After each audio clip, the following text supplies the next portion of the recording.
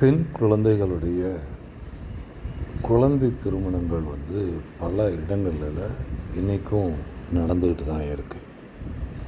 அதில் ஒரு சில நன்மைகள் இருக்கிறதா சமூக ரீதியாக பார்க்குறாங்க.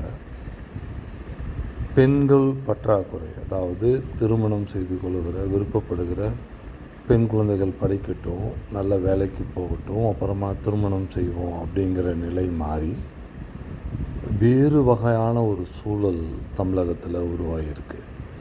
ஜாதிய கெட்டித்தன்மை அதிகரிச்சிருக்கு. பெண்கள் கிடைக்கல. நிறைய நில உடைமை சமூகங்களில் படித்தவர்களுக்கு பெண் கிடைக்குது, படிக்காமல் விவசாயம் செய்யக்கூடியவர்களுக்கு பெண்கள் கிடைக்கிறதில்ல. அதனால் ஒரு 20 வயதுக்குள்ளே, இப்போது தமிழகத்தில் ஒரு 70% பெண்கள் 23 வயதுக்குள்ளேயே திருமணமாகி கை குழந்தைகளோடு இருக்கிற ஒரு சூழல் உருவாகிட்டு வருது. ஏன்னா பெண் கிடைக்கிறதில்ல. அப்புறமா கல்லூரியில் படிக்கும் பொழுதே திருமணம் செய்து வைத்திடலாம். ஏன்னா ஒரு மாப்பிள்ளை ஒரு 25 வயதில் ஒரு வேலைக்கு போயிட்டார் அப்படின்னா உடனடியாக திருமணம் செய்திடணுன்ற நிலைக்கு அவங்களும் தள்ளப்படுறாங்க. பலரும் 29, 30, 35, 40, 45களில் திருமணம் நடக்காமல் இருக்கிறத இவங்க பார்க்குறாங்க. அதே மாதிரி பெற்றோர்கள் நிறைய பெற்றோர்கள் சரியான பெற்றோர்களாக இருக்கிறதில்ல. மதுவுக்கு அடிமையான தந்தை, அப்புறமா சுகபோகிகளாக வாழணும்னு நினைக்கிற பல தாய்கள், இந்த குடும்பங்கள் பிரிவதற்கு இதெல்லாம் காரணமாக இருக்குது. அதனால் குழந்தை திருமணங்கள் ஒழிப்புக்கு இப்போ இருக்கிற நடைமுறைகள் சரியானவைகளாக இல்லை. குழந்தை திருமணங்கள் தடுப்புனா போய் திருமணத்தை நிறுத்திட்டு பெற்றோரை சிறைக்கு அனுப்புகிற வேலைகளை செய்கிறாங்க. ஒரு பெண் குழந்தை தன்னுடைய தாய் தந்தையை சிறைக்கு அனுப்ப விரும்புமா? அந்த பெண் குழந்தையை மன அழுத்தத்துக்கு உள்ளாக்குறாங்க. அந்த பெற்றோர் செய்தது தவறு தான், அவர்களுக்கு தண்டனை தரணும். ஆனால் அது குற்றவியல் ரீதியாக அணுகிறது எப்படி சரி என்ன தெரியல. அப்படி இல்லை, குற்றவியலாக அணுக முடியலை, அவங்க இன்னும் பலம் பொருந்திய பெற்றோர்களாக இருக்கிறாங்க அப்படின்னா போகிற வருவாய்த்துறை சார்ந்தவர்கள் அவர்களை எச்சரிக்கை செய்துட்டு அந்த பெண் குழந்தையை திரும்பவும் அவங்கக்கிட்டேயே ஒப்படைக்கிறாங்க. அந்த பெண் குழந்தை ஒரு புகாரை இவங்க மேலே செலுத்தி இருக்கிறதால அந்த பெற்றோர்களுக்கு அறிவு இருந்தால் அந்த குழந்தைக்கு திருமணமே செய்திருக்க மாட்டாங்கல்ல. இப்போ அந்த பெண் குழந்தை மீண்டும் ஒரு மன அழுத்தத்துக்கு உள்ளாகுது. நம்ம சொல்லிட்டோமே, கல்யாணம் பண்ணிகிட்டே போயிருக்கலாம் போல இருக்குது, இவங்களோட வாழ முடியலையே அப்படின்னு அந்த பெண் குழந்தை மிகப்பெரிய ஒரு அழுத்தத்துக்கு உள்ளாகுது. இப்போது பெண் குழந்தைகளை கையாளுறதுல இந்த காவல்துறை வருவாய்த்துறையை தவிர்த்துட்டு நம்ம அந்த பெண் குழந்தைகளை கையாள வேண்டிய அவசியம் இருக்குது. இப்போ ஒரு பெண் குழந்தை தனக்கு குழந்தை திருமணம் செய்ய போகிறாங்க, இது என்னோடய பெற்றோருடைய விருப்பத்தோடு தான் நடக்குதுன்னு புகார் வந்ததுன்னா அந்த பெண் குழந்தை அரசின் குழந்தையாக மாற்றப்படணும். அந்த பெண் குழந்தைக்கு ஒரு சரியான வாழ்விடத்தை உருவாக்கணும். ஒரு சுகாதாரமான ஒரு வாழ்விடம். அந்த வாழ்விடம் பெற்றோரால் பிள்ளைகளால் கைவிடப்பட்ட பெற்றோர்கள் இருக்கிற ஒரு காப்பகத்தை அரசு உருவாக்கணும். அது வருவாய்த்துறை காவல்துறை அல்லாத ஒரு துறை நிர்வகிக்கணும். அதற்கு மக்கள்கிட்ட நிதிகளை பெறலாம், அரசு நிதி கொடுக்கலாம். ஆரோக்கியமான ஒரு உறவுகளால் கைவிடப்பட்டவர்கள் சூழ ஒரு அமைப்பு அது இருக்கணும். அந்த அமைப்பு தன்னைத்தானே பாதுகாத்துக்கணும். சேவை பணம் கொண்டவர்களை மட்டும் அங்கே அனுமதிக்கணும். இந்த குழந்தை அங்கே போயிடணும். அந்த குழந்தை படிக்கணும். அந்த குழந்தை ஒரு சாதனையாளராக உருவாகிறதுக்கான எல்லா இதையும் அரசு கொடுக்கணும். தமிழகத்தில் சேவை மனப்பான்மையோட ஒரு அதிகாரியை உருவாக்கணும். அந்த குழந்தை உருவாகணும். ஒரு எடுத்துக்காட்டாக, இந்தியாவுக்கு எடுத்துக்காட்டாக அந்த குழந்தைய உருவாக்கணும். அந்த குழந்தைய உருவாக்குறதுக்கு தமிழகம் முழுக்க இருக்கிற சுயநலம் பாராத 1 மணி நேரம் 2 மணி நேரம் செலவிடக்கூடிய அறிவுசார் சிந்தனை கொண்ட சமூகத்தினுடைய ஆகச்சிறந்த ஆளுமைகளை வரவழைக்கணும்.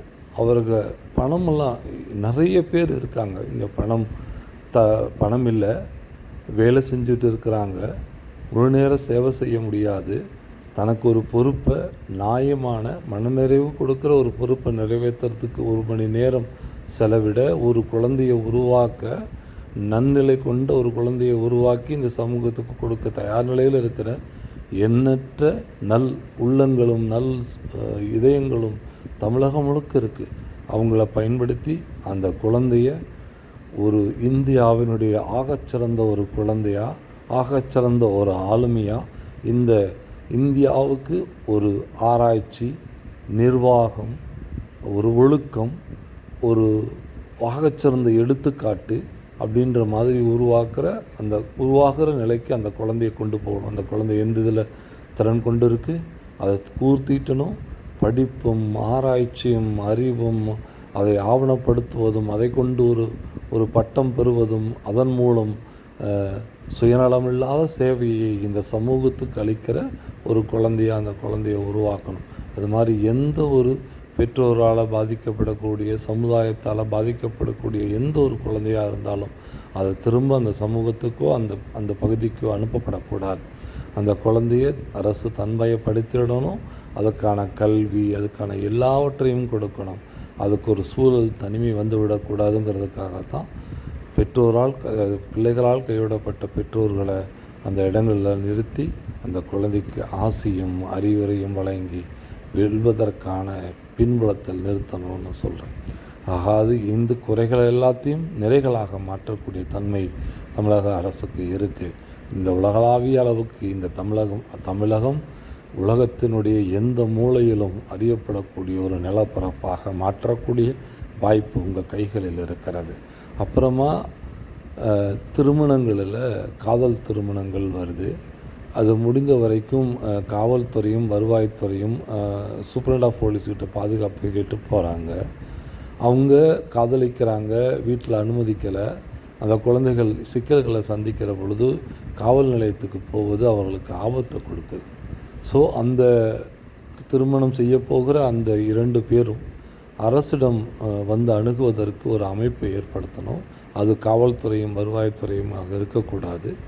அந்த 2 பேரும் வந்த பிறகு அவருக்கான எல்லா தரவுகளையும் சேகரித்து அவர்கள் அரசின் வசம் வந்திருக்கிறார்கள் என்று அந்த இருவரையும் குறித்து எல்லா பின்புலங்களையும் ஆராய்ந்து அவர்கள் இருவரையும் இருவேறு காப்பகங்களில் சேர்க்கணும். இருவருடைய உயிரை முதல்ல உத்தரவாதப்படுத்தணும். பெண்ணுக்கு முதல்ல கல்வியை கொடுக்கணும். அந்த குடும்பத்துக்கு தேவையான வருமானத்தை, கல்வியை உருவாக்கக்கூடிய அளவுக்கானதை கொடுக்கணும். அந்த பையனுக்கும் அதை கொடுக்கணும்.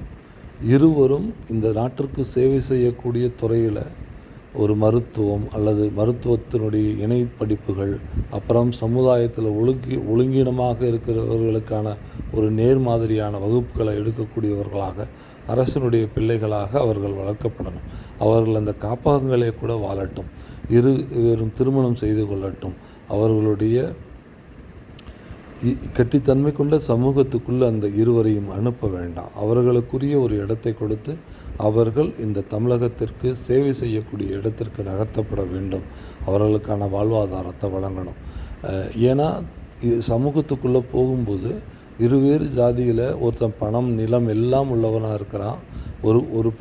ஒரு பகுதி பணம் எதுவுமே இல்லாமல் என்ன செய்வதுன்னே தெரியாததாக இருக்கிறான். இவர் 2 பேரும் அந்த சமூகத்துக்குள்ளே போகும் பொழுது அவர்களுக்கு ஒரு இழிவு சொல் ஏற்படுவதாக அவங்க நினைக்கிறாங்க. இவர்களை உயர்நிலையில் கொண்டு போய் நிறுத்திட்டிங்கன்னா அந்த குடும்பங்களே இவர்களை வந்து பார்க்க ஆரம்பிச்சிருவாங்க. ஸோ அப்போ இவர்கள் இருவரும் திருமணம் செய்வதில் உறுதியாக இருக்கிறாங்கன்னா இவர்களுக்கான எல்லாத்தையும் கொடுத்து அவர்களை இந்த சமூகத்தில் அந்தஸ்து கொண்ட மனிதர்களாக மாற்றிவிட்டாலே போதும். அந்த சமூகம் எவ்வளோ பெரிய ஜாதிய கட்டித்தன்மை கொண்ட சமூகமாக இருந்தாலும் இந்த தமிழகம் அறிகிற ஒரு நபர்களாக அவர்கள் மாறி ஒரு ஐக்கானாக நின்னாங்கன்னா அவன் எவ்வளோ பெரிய ஜாதிகாரனாக இருந்தாலும் அவன் அந்த இடத்துல வந்து நின்று இது என்னோடய பிள்ளை, இது என்னோடய மாப்பிள்ளைன்னு அறிவிக்க தயங்கவே மாட்டான். ஸோ அதனால் அவர்களை அரசு கையெடுத்துக்கணும். காவல்துறையிடமிருந்து அவர்களை விலக்கி வைக்க வேண்டும். அவர்கள் காவல்துறைக்கு ஆணையிடுகிற நிலைக்கு அவர்களை கொண்டு போக வேண்டும் என்று கேட்டுக்கிறேன். எளிதில் நிறைய பிரச்சனைகள் இங்கே மிகப்பெரிய பூதாகரமாக இருப்பதும் இன்றும் அது வந்து உயிர்ப்போடு ஜாதி இன்றும் உயிர்ப்போடு இருக்கிறது. ஒரு பட்டியலின இடஒதுக்கீடை இன்றும் இழிவாக பேசுகிற ஒருவனை ஒரு பெண்ணை, ஒரு மனிதனை நல்வழிப்படுத்துவதற்கான வழிகள் பல இருக்கின்றன. குழந்தை திருமணத்திற்காக தனக்கு வேண்டாம் என்று சொல்கிற ஒரு குழந்தையை அந்த பெற்றோரிடமிருந்தும், காவல்துறையிடமிருந்தும், வருவாய்த்துறையிடமிருந்தும் காப்பாற்ற வேண்டும். அந்த பெற்றோருக்கு குற்றவியல் நடவடிக்கைகள் இருக்கவே கூடாது. எந்த ஒரு பெற்றோரும் தண்டிக்கப்படக்கூடாது. குழந்தை திருமணத்தின் வழியாக அந்த பெண் குழந்தை காப்பகத்திற்கு போய் தண்டனையை அனுபவிக்கக்கூடாது. காப்பகம் அந்த பெண்ணை இந்த உலகத்தினுடைய ஆகச்சிறந்த ஒரு ஆளுமையாக மாற்றக்கூடிய ஒரு காப்பகம் உருவாக்கப்பட வேண்டும். அதை காதல் திருமணம் செய்து கொண்டு காவல்துறையை அணுகுவதனால் பாதுகாப்பு கேட்டு அணுகி சாலையில் நிற்கிற இன்னும் ஒரு பெண் பையன் இருக்கவே கூடாது. அவர்கள் உடுமலை சங்கர் என்கிற ஒருவர் வெட்டுப்பட்டு இறப்பதற்கான சூழல் இருக்கக்கூடாது. அந்த சங்கர் ஒரு மாவட்ட ஆட்சியராக, ஒரு மாவட்டத்திற்கான சுழன்று வேலை செய்யக்கூடிய சேவை கொண்ட ஒரு சமூக சேவக சீர்திருத்தவாதியாக உருவாக்கப்பட வேண்டும். கௌசல்யா என்கிற ஒருவரை ஒரு கட்சிகளிடம் தாரை வார்க்கக்கூடாது. அந்த கௌசல்யா தமிழகத்தின் ஒரு பகுதியினுடைய அம்பாசிடராக உலகமெல்லாம் ஆக சிறந்த கருத்துக்களை செலுத்தக்கூடியவராக பயணிக்க இருந்திருக்க வேண்டும். சங்கரோடு சேர்ந்து அந்த சூழலை உருவாக்க வேண்டிய கடமையை தமிழக அரசின் கைகளில் கொடுத்து நான் சற்றே அமைதியும் இளைப்பாறுகிறேன். நாளை நடக்கும் என்ற நம்பிக்கையோடு, கனவுகளோடும் என்னுடைய இந்த நாளை தொடங்குகிறேன். என் தமிழகம் உலகினுடைய ஆகச்சிறந்த பகுதியாக ஒரு நாள் உருவாகும் என்ற கனவுகளோடு என் கருத்துக்களை வைத்துக்கொண்டே நகர்ந்து கொண்டிருக்கிறேன். இன்னும் எல்லாவற்றையும் இனி தீர்க்க முடியும். என் தமிழகம் சொர்க்கமாகிற பாதை என் கண்முன்னே இருக்கிறது. அடைகிற பாதையும், அடைய வேண்டிய பாதையும், அடைந்த பகுதியும் எல்லாம் என் கண்முன்னே இருக்கின்றன. அவற்றுக்கும் தீர்வுகளை கொண்டு கையோடு அமர்ந்து கொண்டிருக்கிறேன்.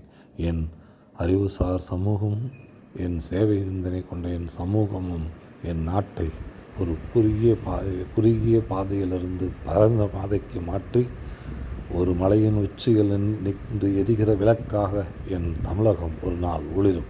அந்த ஒளிருகிறதுக்காக என் வாழ்நாள் முழுவதும் நான் என் வார்த்தைகளை உதிர்த்து கொண்டே இருப்பேன். என் தமிழக மக்கள் அனைவரும் சுபிட்சமாகவும், நல் ஒழுக்கத்தோடும், நல் சிந்தனைகளோடும், ஆக்க சிந்தனைகளோடும், நம்பிக்கையோடும், நம்பிக்கை அற்ற நிலையிலிருந்து மீள வேண்டும் என்கிற ஒற்றை அவா, அந்த அவா வெல்லும், வென்றே தீர்ப்பு. நன்றி, வணக்கம்.